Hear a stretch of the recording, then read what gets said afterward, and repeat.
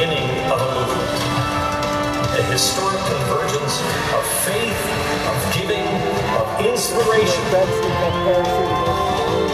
Let us not lose this battle because we sat down.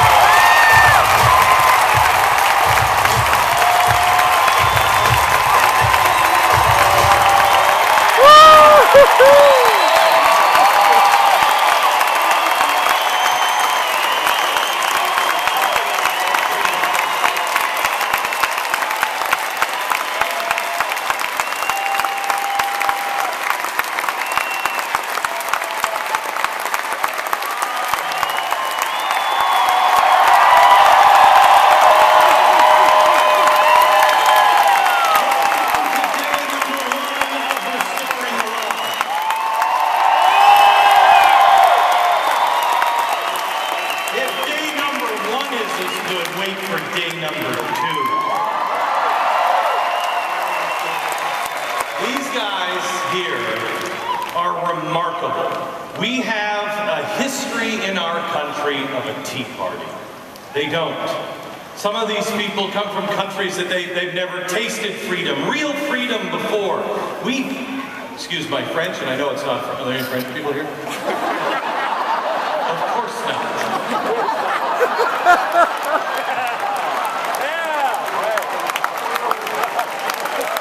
We piss our freedom away. Some of these people want freedom so bad and they don't even know how. They don't know how to get it. They're countrymen. You think our countrymen don't listen to us. Try being from some of these countries. These are true heroes. This is the beginning of a global movement for freedom for all mankind.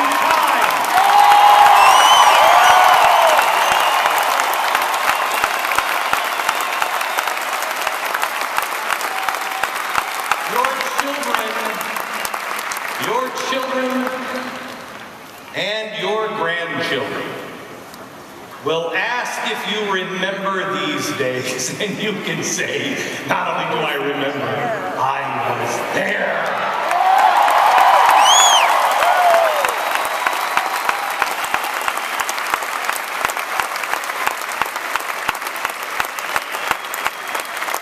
I want to give you a little bit of a history lesson, because I didn't hear anybody read poetry tonight, and I believe it's enough of the riffraff. Here, have a seat. Time for some poetry. The history has markers all over it. History it points to freedom all the time. We just have to be willing to recognize it, willing to see it, want to see it. We have to do what you've already done. Break out of the system. Red pill or blue pill, which do you choose? You've got to break out of the system and wake up, and you have. And here's the good news. Millions like you all over the world are waking up. Millions are waking up. Yeah!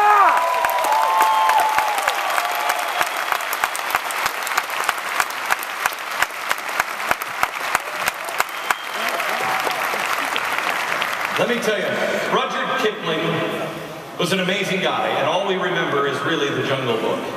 But Rudyard Kipling wrote a poem called The Gods of the Copybook Headings. It is my favorite.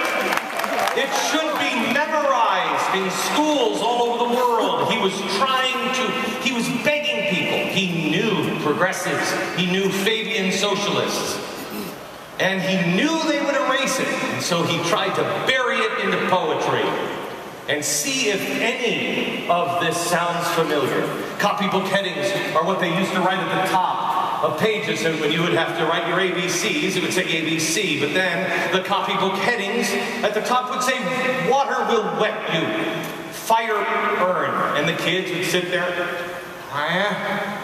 well, And there were always things that everybody knew to be true.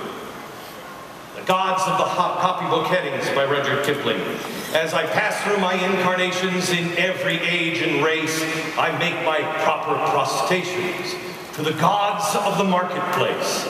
Peering through reverent fingers, I watch them flourish and fall. And the gods of the Copybook Headings, I notice, outlast them all. We were living in the trees when they met us. They showed us each in turn that water will certainly wet us and fire will certainly burn. But we found them lacking in uplift, vision, and breadth. So we left them to teach the gorillas, while we followed the march of mankind. We moved as the spirit listed, but they never altered their pace, neither cloud nor windborne like the gods of the marketplace. But they always caught up with our progress.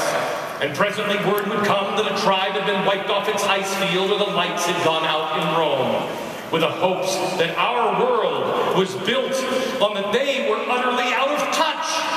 I mean, after all, they denied that the moon was Stilton. They denied she was even Dutch. They denied that wishes were horses. They denied that pigs had wings. So we worshiped the gods of the market that promised us all of these beautiful things. When the Cambrian measures were forming, they promised us perpetual peace. They swore if we just gave them our weapons, that the wars of the tribes would cease. But when we disarmed, they sold us, delivered, bound to our foe. And the gods of the Copybook Headings said, stick to the devil you know. On the first feminine sandstones, we were promised the fuller life, which started out by loving our neighbor and ended up by loving his wife. Till our women had no more children, and the men lost all their reason and faith. And the gods of the Copybook Headings said the wages of sin is death. In the Carboniferous epoch, we were promised abundance for all by robbing selected Peter to pay for collective Paul. But though we had plenty of money, there was nothing our money could buy. And the gods of the Copybook Headings said, if you do not work, you shall die. Then the gods of the market tumbled, and their smooth-tongued wizards withdrew. And the hearts of the meanest were humbled, and began to believe that it were true, that all that is gold is not, all is not gold that glitters, and two and two do make four. And the gods of the Copybook Headings limped up to explain it once more. As it will be in the future, it was at the birth of man. There are only four things certain since social progress began: that the dog returns to his vomit, and the sow returns to her mire, and the burnt fool's bandaged finger goes wobbling back to the fire. And after all this is accomplished, and the brave new world begins, when all men are paid for existing, and no man must pay for his sins, as surely as water will wet us, as surely as fire will burn, the gods of the Copybook Headings, with terror and slaughter, return. This is a warning from Rudyard Kipling. And people say I'm not fun at a party. Right? Come on. Here's the thing. Rudyard Kipling, and every single generation there's been somebody like him crying out in warning. And the good news is, this generation in this country and 20 other countries are crying out and are waking people up. Here's what I want you to know.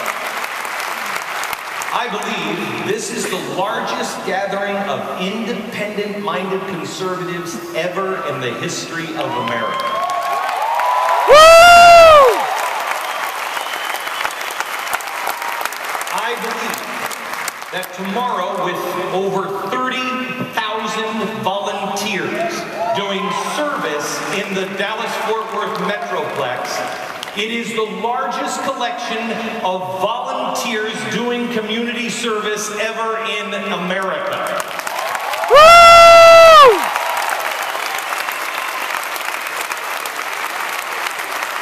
And I hear there's a few people coming to the stadium on Saturday as well.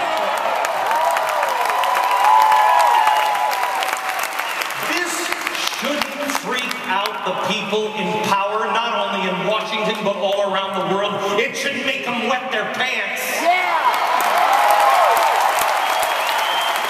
You have already won. You have already won. You've done your job. If we stick together, if we build on this, if we never ever engage in hate, everything they say about us is a lie. Don't engage in lies back. They're not enemies of ours, they're enemies of his. They are enemies of man's freedom, and they will destroy themselves. Just give everybody a square deal. Tell everybody the truth. Never dishonor yourself. Serve your fellow man. You're here and you're witnessing something that happens every so often in this country. It is rare, even in this country. But these progressives and socialists have awakened a sleeping giant again.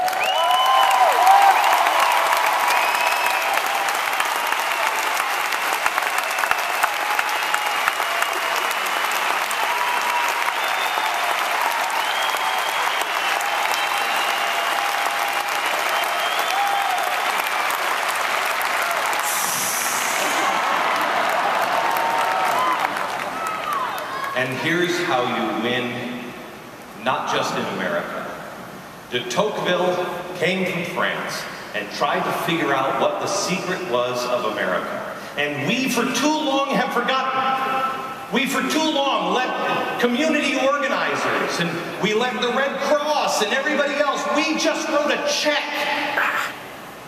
It's not enough to write a check. De Tocqueville came and said, what is the secret of America?